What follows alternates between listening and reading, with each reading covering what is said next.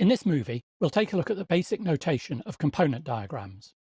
We'll look at components themselves, and then how they're connected to other components using interfaces or just using dependencies, or a combination of both. A component represents a modular unit of software that can be substituted by another component, as long as the new component provides the same interface or interfaces as the old component. They're a kind of classifier and are shown as a rectangle like a class.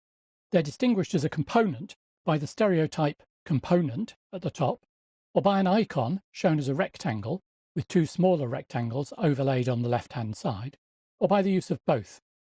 Most modelling tools just use the icon, though some will allow you to choose the notation you want.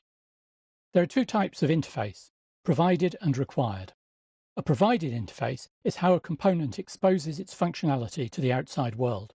The use of the interface hides the implementation of the component and defines a kind of contract that any component that could be substituted in a particular situation must meet.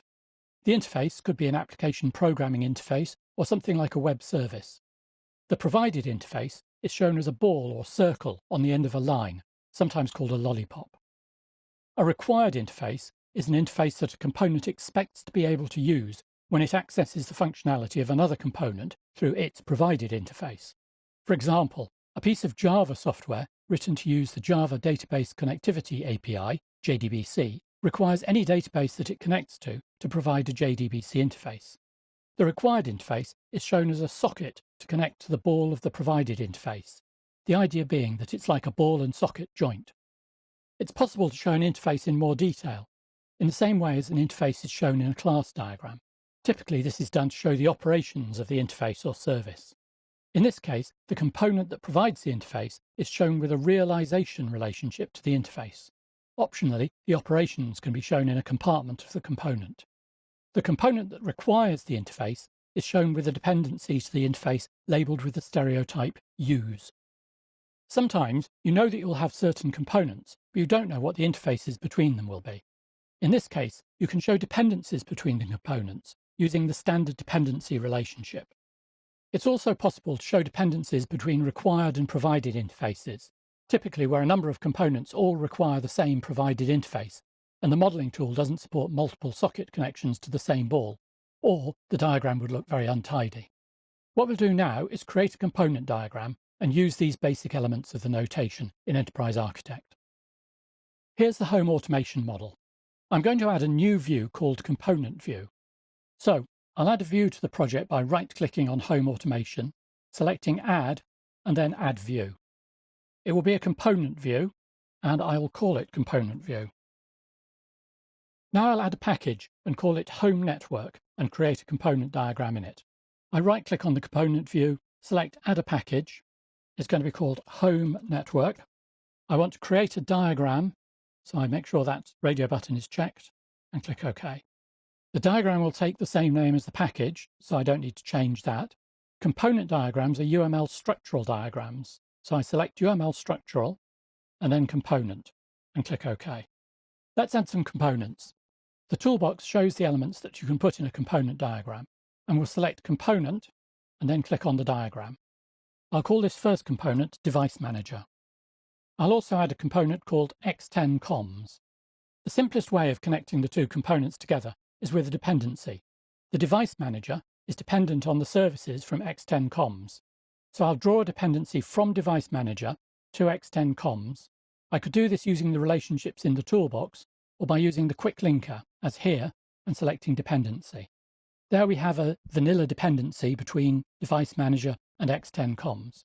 However, I don't want to do that. I want to show the interface using the ball and socket assembly notation. So I'll delete this dependency. In Enterprise Architect, there are various ways of connecting these together using the ball and socket notation. First, I'll add an exposed interface. So I click on Expose Interface in the toolbox and then click on X10 Comms. This is going to be a provided interface, so the provided radio button needs to be checked, and it's going to be called X10 Service. You can see the ball part of the ball and socket assembly here. Now the Device Manager needs the required interface. I use the same Expose Interface in the toolbox, and this time click on Device Manager. I select Required and give it the same name, X10 Service. I'll move it down to the bottom of the component. Now, I can move these two together so that the ball and socket align, but in Enterprise Architect, this doesn't mean that these two are joined together. If I now move X10 comms, you'll see that the ball part moves away from the socket. What I can do is I can add a dependency between the required interface and the provided interface. Now the two are joined together. However, that's visually not the same as the approach with the ball and socket. What I'll do is I'll add another component. This one is called Sensor Manager. In order to connect this, I'm going to use a different approach within Enterprise Architect. If I go to Component Relationships, you'll see that there is an icon with the ball and socket, and it's labeled Assembly. If I select this, I can draw from the Sensor Manager to X10 comms, and then I can label that X10 service. Now, when I move the two components around, they stay connected. For some reason, that connection isn't available via the quick linker in Enterprise Architect.